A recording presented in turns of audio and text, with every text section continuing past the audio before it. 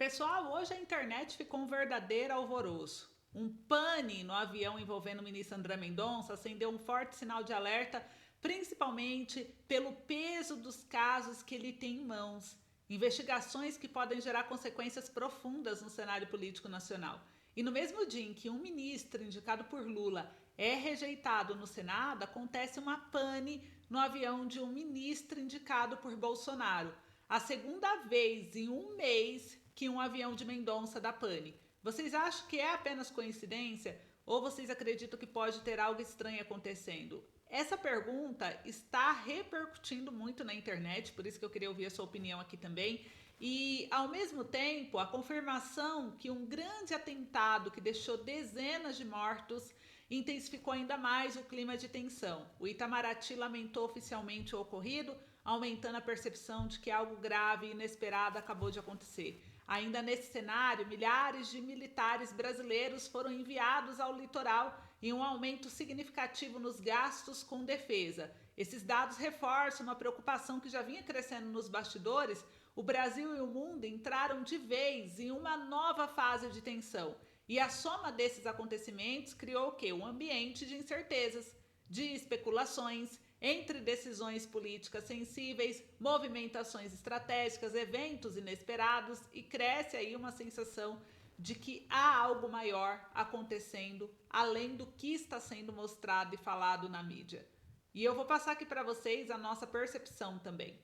Diante de tudo isso, a pergunta que fica aqui é inevitável. O que realmente está acontecendo nos bastidores, né? Até onde essas situações podem chegar? Qual que é a sua opinião? Conta para mim aqui nos comentários e eu já vou começar com a primeira matéria que fala exatamente sobre isso. Pela segunda vez em um mês é muito tempo, gente. É pouco tempo, né? Para acontecer algo grave como o que aconteceu aqui com o André Mendonça. Então, mostrando aqui pelo jornal, a matéria traz que, pela segunda vez em um mês, voo com André Mendonça apresenta problema antes da decolagem. Viagem atrasou por mais de uma hora em março. Ministro teve viagem cancelada após avião bater em ave. Então, um voo que levaria o ministro do STF, do Supremo Tribunal Federal, André Mendonça, de São Paulo a Brasília, na manhã dessa terça-feira, dia 28, atrasou após a identificação de um problema antes da decolagem. Esse é o segundo episódio envolvendo o ministro em pouco mais de um mês. Em março, né, outra viagem foi cancelada depois que a aeronave sofreu danos ao colidir com uma ave. Os dois aviões, gente, pertencem à companhia aérea Latam. Sobre o incidente dessa terça, a empresa disse que o voo foi operado em total segurança e que a decolagem aconteceu com atraso de 1 hora e 35 minutos por necessidade de uma manutenção não programada na aeronave. Então, a matéria mostra que a empresa também informou que deu apoio aos viajantes, que a segurança é a sua maior prioridade, que as manutenções e verificações técnicas seguem rigorosos protocolos internacionais e são realizadas exatamente para garantir a integridade e também a confiabilidade das operações, afirmou a Latam em nota. E no mês passado, um voo que levaria Mendonça de Brasília para o Rio também foi cancelado após identificação de problemas. E à época, a Latam explicou que o voo foi cancelado de forma preventiva após a necessidade de inspeção técnica em decorrência de possíveis danos causados por colisão com a ave em voo anterior da aeronave. Então, a companhia disse que ofereceu toda a assistência, reacomodou os passageiros em outros voos. A empresa ainda destacou que a decisão ocorreu antes da manobra para início do taxamento do avião e não houve falha mecânica nem decolagem abortada. É o que disse a Latam, mas isso gerou aí uma maior repercussão e eu queria saber de vocês o que vocês pensam a respeito desse assunto. Enquanto vocês comentam sobre isso daqui, eu quero trazer para vocês aqui que o Brasil ampliou os gastos militares e é outra questão que chamou a atenção. Primeiro, esses incidentes acontecendo com Mendonça em tão pouco tempo. Justo Mendonça, que está no olho do furacão ali, com rachadura no STF, sendo criticado por base do governo devido às decisões do caso Master, das investigações, que não é tão favorável ao governo. E agora a gente vê uma outra situação que chamou bastante atenção, que foi uma matéria mostrando que o Brasil ampliou os gastos militares em 13% e liderou o aumento na América Latina em 2025, conforme aponta o relatório. O Brasil está se preparando para alguma coisa ou será só impressão? Olha só a matéria. Brasil ampliou gastos militares em 13%, e liderou aumento na América Latina em 2025, aponta o relatório. Então, o Brasil foi o país latino-americano que mais ampliou suas despesas militares em 2025, com uma alta de 13%, totalizando 23,9 bilhões de dólares, que daria 119,6 bilhões de reais. E isso segundo o relatório do Instituto Internacional de Pesquisa para a Paz do Estocolmo. E no mundo, os gastos militares atingiram cerca de 2,9 trilhões de dólares, que daria 14, trilhões de reais no mesmo período. Então a reportagem foi publicada no ano passado, marcou o 11º aumento consecutivo dos gastos militares globais anuais desde o fim da Guerra Fria, em um contexto de multiplicação de conflitos e tensões, de acordo com o relatório de referência publicado nesta segunda-feira, dia 27 de abril. E entre os 40 países que mais investem em defesa no mundo, o Brasil ocupou a 21ª posição, seguido pela Colômbia na 29ª e pelo México na 30ª. Na América do Sul, o gasto militar da Guiana cresceu 16%, alcançando 248 milhões de dólares, que seria 1,24 bilhão de reais em 2025, impulsionado pelas tensões crescentes com a Venezuela, pela região petrolífera, e isso é o que apontou o documento. Já os dados sobre os gastos de Caracas permanecem disponíveis devido à falta de informações públicas. Em relação do ano anterior, os investimentos globais em armamentos avançaram 2,9%, apesar da redução das despesas militares dos Estados Unidos. Essa queda foi amplamente compensada pelo aumento dos gastos na Europa e na Ásia, em um novo ano marcado por guerras e intensificações das tensões. É o que explicou Lourenço, especialista aí no assunto. E os 3 maiores investidores, adivinha? Estados Unidos, China e Rússia. Concentram um pouco mais da metade do total, com 1,48 trilhão de dólares, que daria 7,4 trilhões de reais. E a Europa puxa crescimento, né? O Oriente Médio tem alta moderada, a América Latina também vem aí, indica os gastos com militares crescido aí de 64% ao longo da década, mas eles caíram, como América Central e Caribe, 27% ano passado. Então eles tiveram redução. Então isso aqui chamou bastante atenção também, e eu queria saber a sua opinião, né? O que você pensa sobre o assunto? Será que o Brasil está se preparando por alguma coisa? O Brasil está investindo, está se armando, né? O que está acontecendo? O que vocês acham que pode acontecer? E enquanto isso, gente, olha só uma outra situação que saiu também, que traz um pouquinho puxando para esse assunto. Marinhas do Brasil e da França mobilizam 1.700 militares, navios, blindados, helicópteros e submarinos em exercício no Rio de Janeiro. É uma operação Jeanne d'Arc 2026, aprimora a capacidade da atuação conjunta e ao projeto de poder a partir do mar. Então a Marinha do Brasil e a Marinha Nacional da França realizaram também, nessa semana, no litoral do estado do Rio de Janeiro, a Operação Jeanne d'Arc 2026. É um exercício conjunto que integrou meios navais, aeronavais e tropas anfíbias e reuniu cerca de 1.700 militares, aproximadamente 900 brasileiros e 800 franceses, no centro de avaliação da ilha de Marambaia, em Mangaratiba, Rio de Janeiro.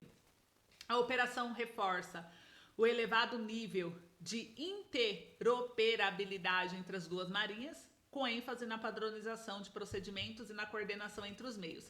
Exercícios dessa natureza ampliam a capacidade de resposta conjunta e contribuem para a segurança marítima em áreas de interesse estratégico. E aqui mostra que durante as atividades, militares brasileiros foram enviados, né? Junto aos franceses, eles conduziram treinamentos conjuntos de tiro de artilharia, pista de sobrevivência, tiro de precisão, além de um desembarque simulando uma operação anfíbia na modalidade assalto, realizado no Cadim, com emprego de tropa, navios, helicópteros e veículos blindados de ambos os países. O exercício demonstra a capacidade de projeção do poder a partir do mar, ou seja, a habilidade de empregar forças navais e tropas a partir do ambiente marítimo para atuar em terra, integrando forças navais, aeronavais, tropas de fuzileiros navais, em um cenário que representa a conquista de um litoral hostil. Trata-se aí de uma das formas mais complexas de emprego militar, que demanda elevado nível de planejamento, coordenação e sincronização entre os meios envolvidos. Então chamou bastante atenção. Aqui também mostra, né, alguns exemplos a respeito desse assunto do treinamento. Enquanto isso, o Itamaraty se posiciona e condena um atentado que envolveu ao menos 20 mortos na Colômbia, gente. Atentado à bomba na Colômbia deixou ao menos 20 mortos e 36 pessoas feridas. O país vive uma onda de violência à véspera das eleições e o Ministério das Relações Exteriores do Brasil condenou nessa segunda-feira esse atentado à bomba na Colômbia, que deixou pelo menos 20 mortos no sábado, e expressou solidariedade às famílias das vítimas e também ao povo e governo colombiano.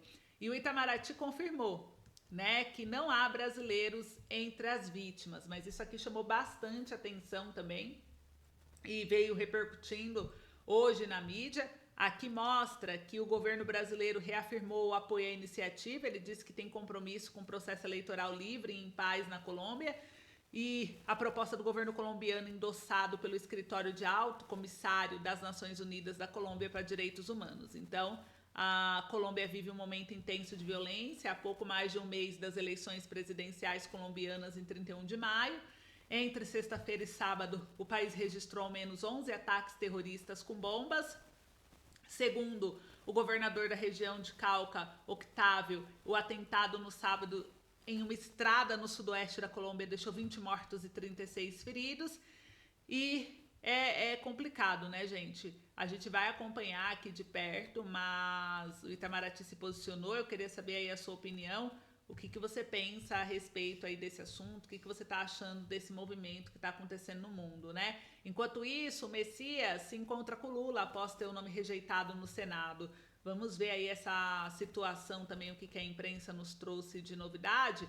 O jornal G1 trouxe essa matéria aqui também, porque o Messias se encontra com Lula após ter nome rejeitado aqui no Senado, tá, gente? Ele foi indicado por Lula para assumir a cadeira no Supremo Tribunal Federal. E advogado-geral da União teve 34 votos favoráveis e 42 contrários no plenário do Senado.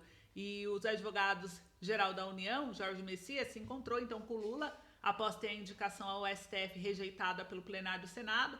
O presidente estava no Palácio do Alvorada no momento da votação. O encontro durou mais de uma hora. Além de Messias, estavam presentes no encontro o ministro da Defesa, José Múcio, o líder do governo no Senado, Jacques Wagner, e o ministro da Secretaria de Relações Institucionais, José Guimarães. Essa é a primeira vez, desde o ano de 1894, que os senadores rejeitam uma indicação do presidente da República ao Supremo. E eu diria, gente, que isso daqui não é só uma rejeição histórica, não. Isso daqui é uma resposta muito bem dada do próprio Centrão e do próprio Congresso ao governo do Lula. O que vai acontecer depois disso, iremos ver, mas o clima é de bastante tensão e desespero no Planalto e da ala governista. Após a votação, o Messias agradeceu os votos que recebeu, disse que a vida é assim, tem dias de vitórias e tem dias de derrotas. E ele disse que é muito grato, né, que ele participou, se submeteu a essa batina de coração aberto, de alma leve, falou a verdade, falou o que pensa, o que sente, e que a vida é assim mesmo, que temos que aceitar porque o plenário do Senado é soberano. Com a rejeição, a mensagem com a indicação de Messias foi arquivada. O presidente Lula terá que enviar um novo nome para ocupar a vaga deixada por Luiz Roberto Barroso no Supremo, e mais cedo a Comissão de Constituição e Justiça do Senado aprovou a indicação de Messias por 16 votos a 11. O plenário ainda precisava votar e dar aval ao nome. E o Senado Federal rejeitou 5 indicações para ministro do Supremo Federal no ano de 1894, durante o governo do Marechal Floriano Peixoto.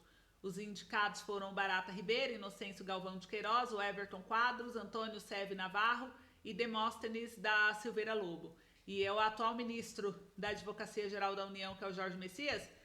Ele foi escolhido por Lula, mas o Lula não venceu essa guerra junto com o Senado.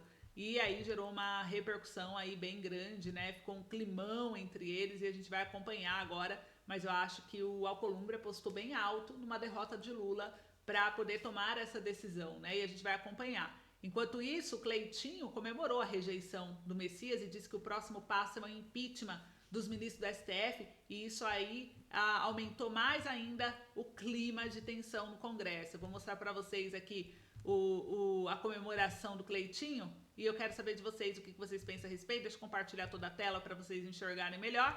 Olha só o que... 32 anos que o Senado não rejeitava a indicação do STF e hoje a oposição venceu, está rejeitado. E agora é impeachment de ministro. Vamos para cima, tamo junto. É isso aí. Então, gente, o senador Cleitinho Araújo, né, tá celebrando aí, como vocês viram, mostrar aqui a matéria, ele tá celebrando, junto a seus aliados da oposição, a rejeição do nome do Jorge Messias para o STF. Então, ele disse vitória da oposição. Eu quero saber de vocês o que vocês acham disso tudo. Comentem aí pra mim. Esse foi o boletim de hoje. Não esqueça de se inscrever no canal se ainda não é inscrito. É muito importante que você se inscreva. Deixa o like, compartilhe o vídeo e até a próxima.